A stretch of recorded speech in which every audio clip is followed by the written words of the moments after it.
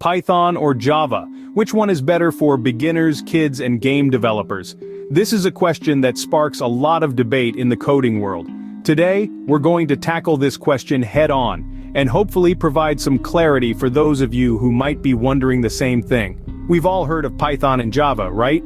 These two are some of the most frequently used and talked about programming languages in the world.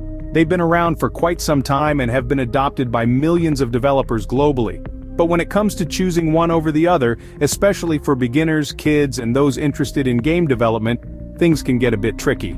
So, we're here to dissect the strengths and weaknesses of both Python and Java, to help you make a more informed decision. Are you ready for this ultimate coding challenge? Let's dive in and compare these two titans of the coding world.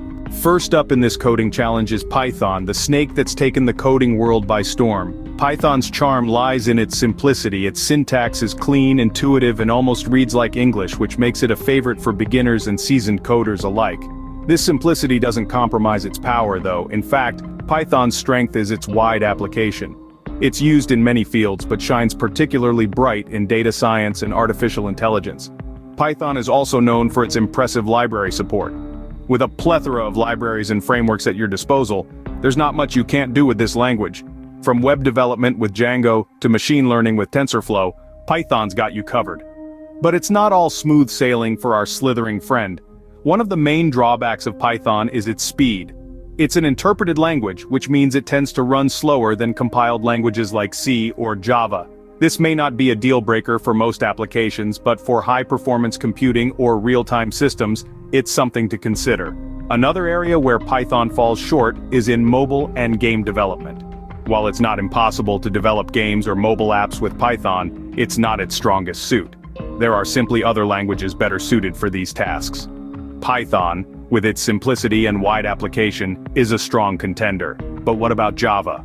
Now let's turn to Java, the once reigning champion of the coding world. Java, a name that echoes in the hallowed halls of game and Android development, is known for its versatility. It's the jack of all trades in the realm of programming languages. Java's scalability has made it a go-to choice for large-scale enterprises. It's like the sturdy oak tree that stands tall, handling the weight of complex systems with ease. But Java is not just about strength and size, it's also about reach. With its wide use in Android development, Java is the language that quite literally puts the world at your fingertips. That being said, every rose has its thorns. Java's syntax is like a maze, winding and complex.